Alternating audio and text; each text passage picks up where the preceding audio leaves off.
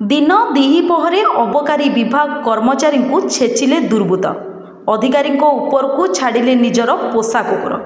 एभली अभियोग आसी गंजाम जिला कविसूर्यनगर थाना अंतर्गत आठगड़ पाटणार।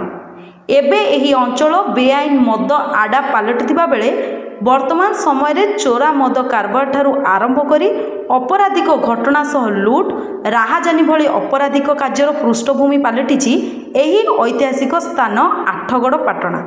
आज से अंचल अबकारी टीम को माड़ मारिबा गाड़ी भंगारुजा करने सह 5 अधिकारी को आक्रमण होइतिबार अभियोग सामना को आसी।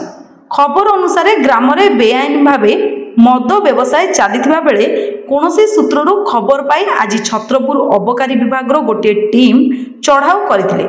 चढ़ाऊ बेले ग्रामर 30 रु ऊर्ध्व व्यक्ति अबकारी टीम को विरोध करने सह आक्रमण कर सरकारी गाड़ी को भंगारुजा करिसंती।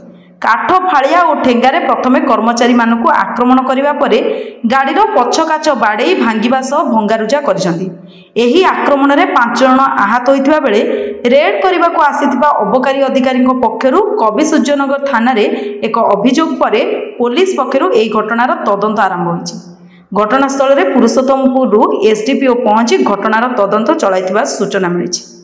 कविसूर्यनगर Krishnachandra Samantaray report public media.